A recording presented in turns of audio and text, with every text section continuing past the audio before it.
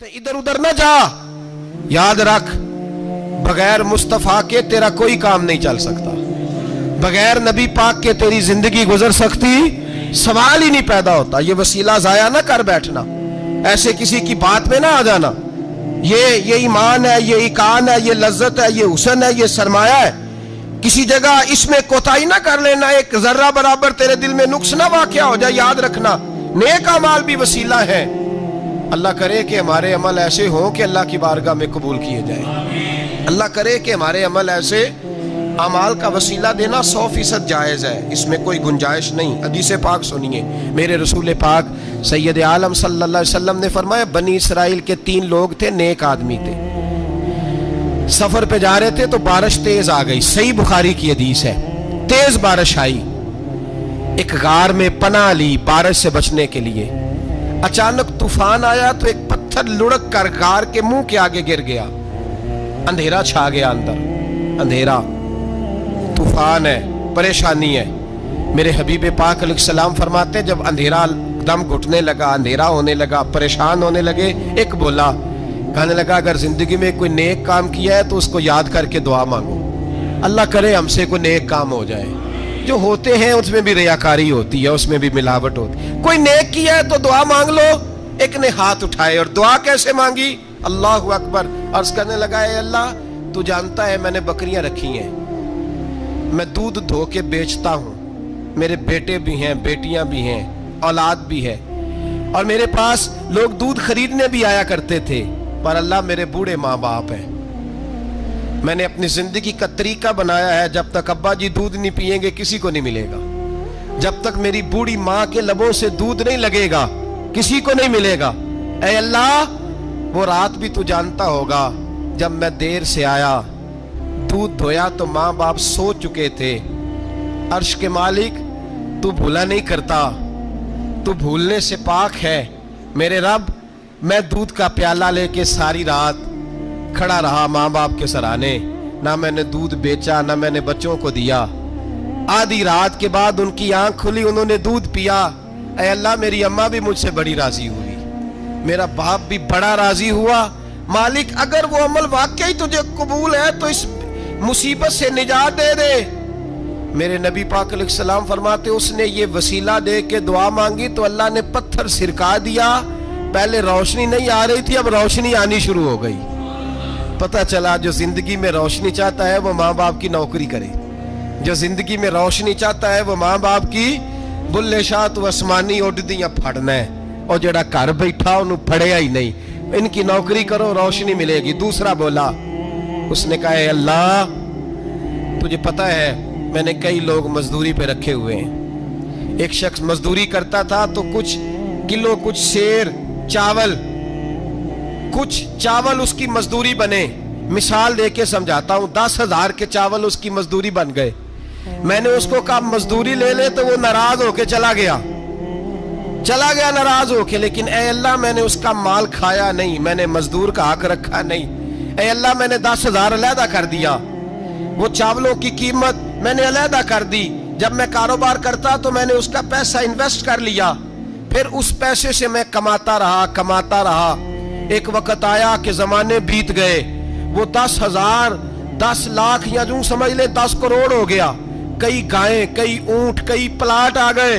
ऐ अल्लाह, कई जमाने के बाद वो मजदूर लौटा और कहने लगा, साहब मैं गरीब हो गया हूं, तंगदस्ती आ गई है, बूढ़ा हो गया, वो मेरे पैसे तो दे दें।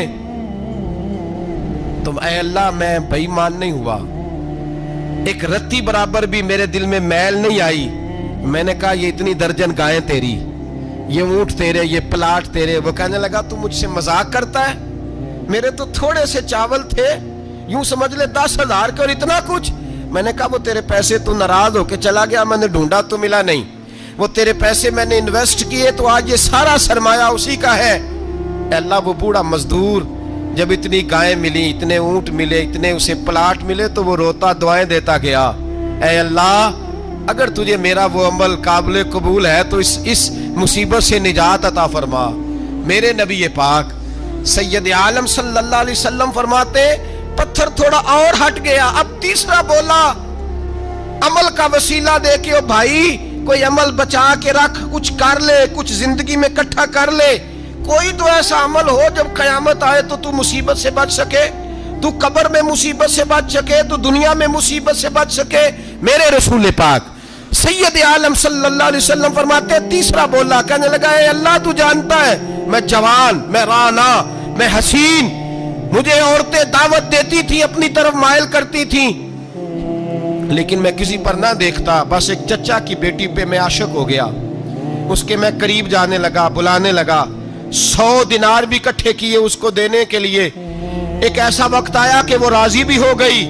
اے اللہ تنہائی بھی آ گئی. یوں سمجھ لو کہ میں جوان بھی, حسین بھی, مالدار بھی, میں چاہوں تو ایک ایک دن میں 4 دفعہ میں بدکاری کر سکتا تھا. اے اللہ ساری خوبیاں تھیں. وہ بی بی میرے پاس آئی, کمرہ, تنہائی, کوئی دیکھنے والا نہیں تھا. جب میں اس کے قریب جانے لگا تو وہ عورت کہنے لگی تو رب سے ڈر جا, رب سے ڈر جا, رب سے ڈر جا. اے اللہ طاقت بھی, جوانی بھی, حسن بھی, مال بھی, میں سب کچھ کر سکتا تھا پر تیری لیے. اور اگر مسلمان ہوگا تو کہے گا اے اللہ تیرے رسول کے لیے, اے اللہ مدینے والے چاند کی بات مان کے, اے اللہ آمینہ کے معصوم کی بات مان کے, اے اللہ جناب فاطمہ الزہرا کے ابا کی بات مان کے. میں نے اپنے نفس کی خواہش کو کچلا اور کچل کر کے میں نے وہ گناہ نہیں کیا, اس کو آزاد کر دیا. اگر وہ عمل تیری بارگاہ میں قبول ہے تو نجات دے دے.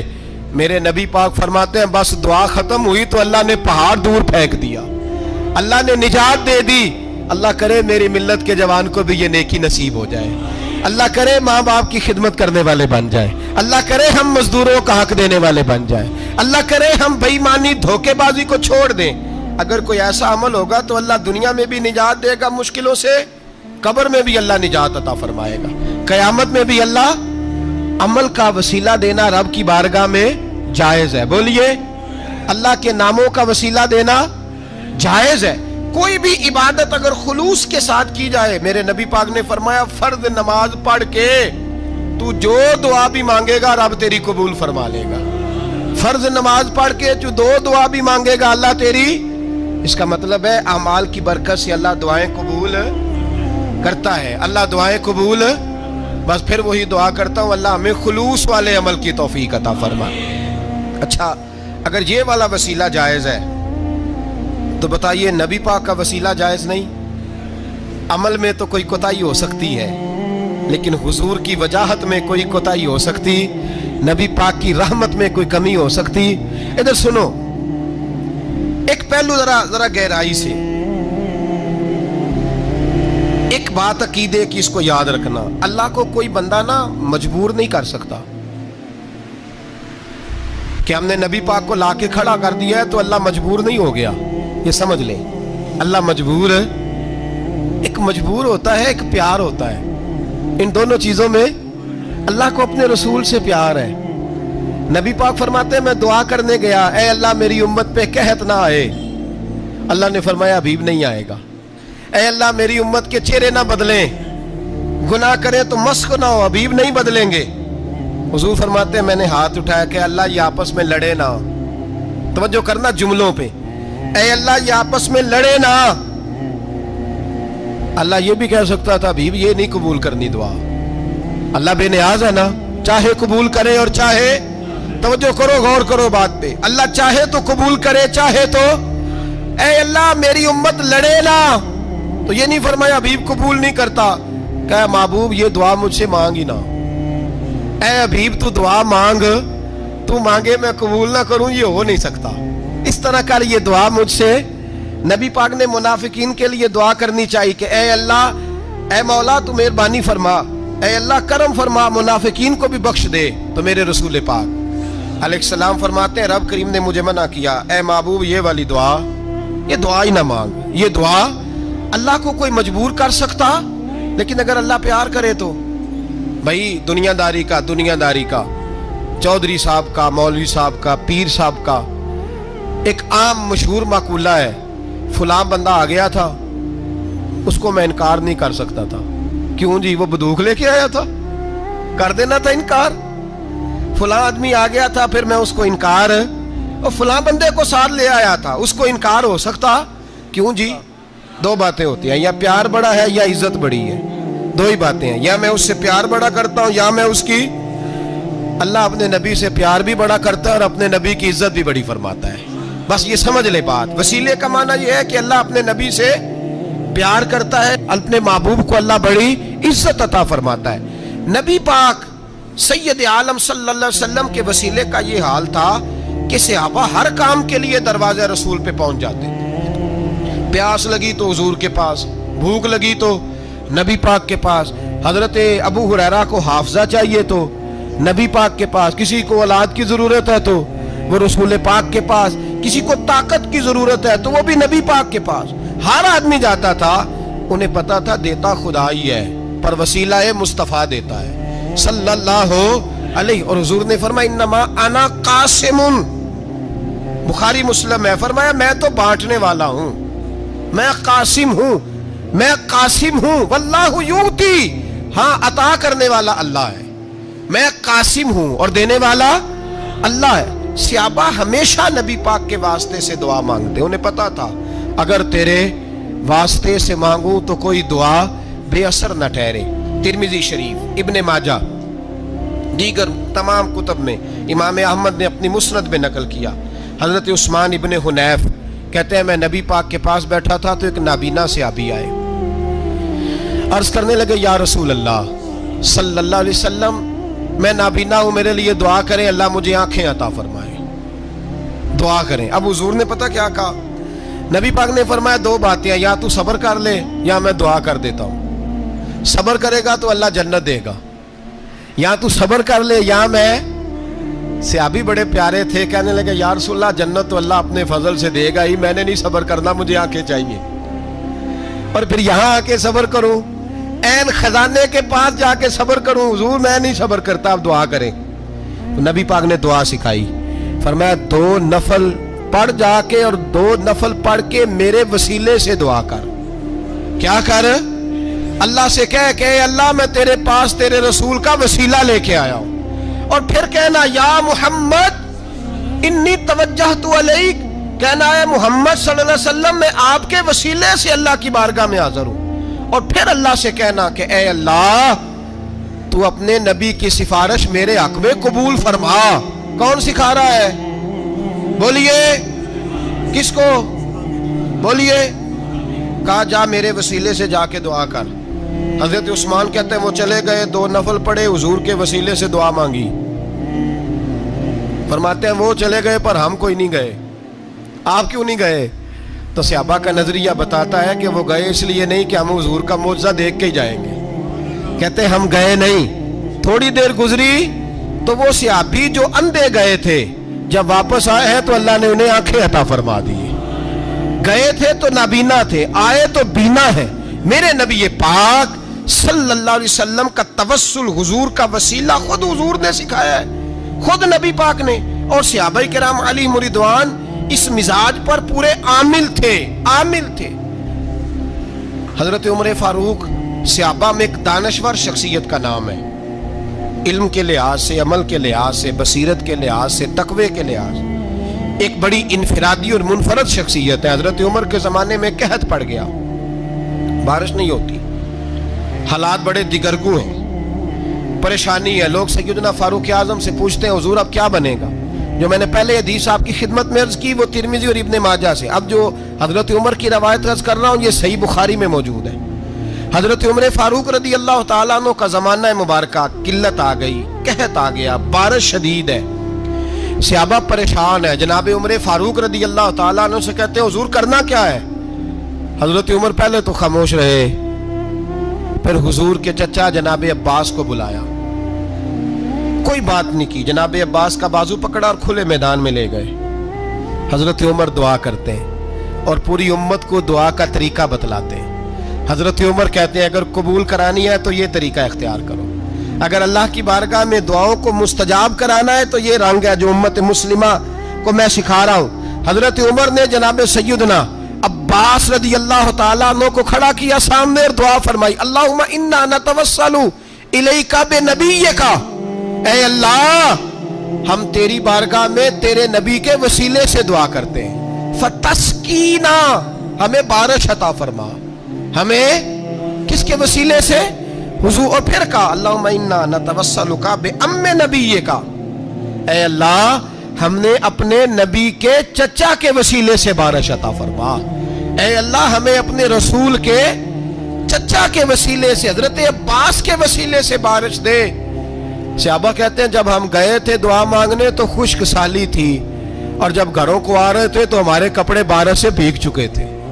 اللہ نے بارش عطا کس کے وسیلے سے؟ حضرت عباس۔ اچھا یہ بات یہاں قابل غور ہے، حضرت عمر کے وسیلے سے بھی دعا ہو سکتی ہے، دعا سیدنا عمر فاروق کے وسیلے سے بھی، لیکن حضرت عمر رضی اللہ تعالیٰ عنہ نے نبی پاک کے چچا، چونکہ حضرت عباس جب آیا کرتے تھے تو حضور کھڑے ہو کے استقبال فرماتے تھے آپ کو دیکھتا ہوں تو مجھے اپنے والد کی یاد آتی۔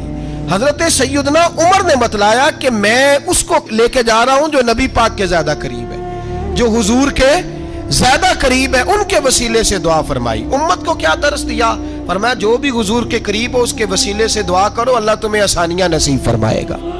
اب ہمارا حال یہ ہے، انتشار ہی انتشار ہے، اختلاف ہی اختلاف ہے، شک کی شک ہے، پریشانی پریشانی، واضح حدیثیں موجود ہیں۔ میں آج ایک صاحب کو پڑھ رہا تھا، پتہ نہیں لوگ کیوں پریشانی کا شکار ہیں، کیوں لوگ اس آزمائش کا شکار ہیں، کہتے ہیں جی وسیلہ نہیں دینا چاہیے، سیدھا سیدھا نیک عمل کرو۔ او میرے بھائی، میں نے کہا کہ اللہ کسی وسیلے کا محتاج، اللہ محتاج نہیں، لیکن اس کی عادت ہے وہ وسیلے کو پسند فرماتا ہے۔ باریک بات مشکل ہوتی ہے لیکن موٹی بات تو سمجھ میں آنی چاہیے نا۔ کوئی شخص ایسا ہے جسے اللہ نے بغیر ماں باپ کے وسیلے کے پیدا کر دیا ہو، حالانکہ اللہ پیدا کرنے پہ قادر، حضرت آدم کو کیا ہے نا، حضرت حوا کو، جناب عیسیٰ علیہ السلام کو بغیر باپ کے پیدا، لیکن یہ اس کی عادت، وہ جب پیدا کرتا ہے تو ماں باپ کے وسیلے سے پیدا کرتا ہے، پھر جب روزی دیتا ہے تو پھر بھی کسی نہ کسی، کیا اس نے حکم دے دیا؟ روزی کون دیتا ہے؟ تو اللہ کا یہ حکم ہے کہ کنڈی لگا کے اندر پنکھا چلا کے سوئے رہو، روزی پہنچ جائے گی۔ کہتا اٹھ، کوئی سبب پیدا کر، باہر نکل، محنت کر، وسیلہ بنا۔ جو آدمی کہتا ہے جی میں کپڑے سی بھی خود لیتا ہوں، استری بھی کر لیتا ہوں، دھو بھی لیتا ہوں، اس سے سوال یہ ہے کہ بنا بھی لیتے ہو؟ اس کا مطلب ہے اللہ نے بندوں کو بندوں کا محتاج، بندوں کے لیے بندوں کا وسیلہ اللہ نے رکھا ہے۔ ہماری یہ موٹی سی بات بھی عقل میں نہیں آتی، موٹی سی بات بھی، کہتا ہے جی نہیں ڈائریکٹ، او خدا کے بندے تھوڑا غور کر، دیتا اللہ ہی ہے اور دے گا بھی اللہ ہی، لیکن جو ذرائع، جو وسیلے، جو سبب اللہ نے ہمارے لیے مقرر کیے ہیں، ہم اس سبب کا انکار کر سکتے؟ شفا کون دیتا ہے؟ دوائی لینے کس کے پاس جاتے ہو؟ آپ اس طرح کریں نا، چپ کر کے گھر بیٹھیں، تسبیح پڑھیں، یا شافی الامراض، یا شافی الامراض، او شفا دینے والے، او شفا دینے والے، سارا دن کی وظیفہ پڑھیں، شفا کون دے گا؟ تو وظیفہ پڑھو چپ کر کے، دوائی لینے کیوں گئے ہو؟ لیکن اللہ کے حبیب کا ہی فرمان ہے کہ بیمار ہو جاؤ تو دوائی بھی کھاؤ، پرہیز بھی کرو۔ یہ سارے فرمان ہمیں بتاتے ہیں کہ وسیلہ لینا، وسیلہ دینا، یہ تو اللہ تبارک و تعالیٰ کا طریقہ مبارکہ ہے۔ لوگ اتنی سی بات کو نہیں سمجھتے، اور قرآن نے واضح طور پہ کہہ دیا وَابْتَغُوا إِلَيْهِ الْوَسِيلَةَ، اور سورہ بقرہ گھر جا کے کھولنا، آیت نمبر 99، 80 اور 9، 99 آیت پڑھنا۔ کفار نے، یہودیوں نے نبی پاک کی علامتیں پڑھ لی تھی تورات، زبور اور انجیل میں۔ اللہ کا قرآن کہتا ہے وَكَانُوا مِن قَبْلُ يَسْتَفْتِحُونَ عَلَى الَّذِينَ كَفَرُوا، فرمایا جب میرے نبی نہیں آئے تھے تو یہ یہودی میرے رسول کے وسیلے سے اللہ سے فتح مانگا کرتے تھے، اور جب یہ رسول کا وسیلہ دیتے تھے تو اللہ انہیں فتح عطا فرماتا تھا۔ امام حاکم نے مستدرک میں لکھا ہے، اور امام حاکم انہی شرطوں پر حدیثیں بیان کرتے ہیں جن شرطوں پر امام بخاری اور مسلم بیان کرتے ہیں۔ امام حاکم کہتے ہیں کہ نبی پاک صلی اللہ تعالی علیہ وآلہ وسلم کے وسیلے سے ہر چیز اللہ عطا کرتا ہے۔ جناب آدم علیہ السلام زمین پہ تشریف لائے تو 300 سال نگاہ اٹھا کے آسمان کی طرف نہیں دیکھا، شرم آتی ہے مجھ سے غلطی ہو گئی، اور پھر روتے رہے 300 سال۔